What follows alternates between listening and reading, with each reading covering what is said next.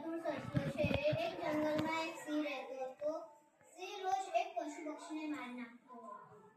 તેનાથી બધા જંગલના પરેશાન હતા. બધા એકઠા થઈને બધાએ કીધું કે ચાલો આપણે આનો ઉપયોગ શોધીએ. પછી બધા ઉપયોગ શોધ્યો કે રોજ આપણે એક પશુને મોકલીશું રાજા પાસે, મહારાજ.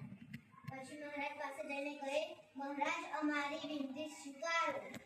મહારાજ કહે બોલો, તમે રોજ કેટલાય પશુ ખાવ છો, એના બદલે અમે તમને રોજ એક પશુ પક્ષી મોકલીશું.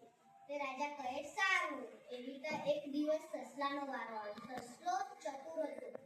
તે થોડી વાર ત્યાં ઊભો રહ્યો અને ત્યાં થોડો ટાઈમ કાઢ્યો. પછી તે રાજા પાસે ગયો. પછી રાજાને કહેવા લાગ્યો, રાજા, હું તમારા જેવો એક સિંહ મળ્યો તો મને સામે, અને મને પકડી રાખ્યો હતો.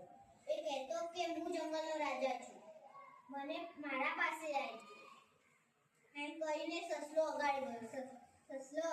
સસલાએ કીધું એને, સિંહ કહેવા લાગ્યો ક્યાં છે, મને લઈ જાને. પછી ત્યાં સસલો એક કૂવા પાસે લઈ ગયો. કૂવામાં સિંહે સસલાએ કીધું તમે કૂવામાં જોયો. અને સિંહે કૂવામાં જોયું તો ખુદની પ્રતિબિંબ દેખાણી. એટલે સસલાને કહેવા લાગ્યો, હા તો મારો જેવો સિંહ છે.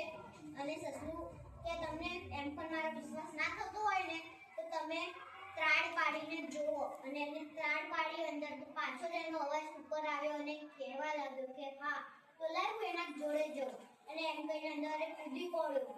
અને ત્યાંથી સસલાએ ખુદની ચતુરાઈ દેખાડી અને બધા પ્રાણીઓનો જીવ બચાવ્યો.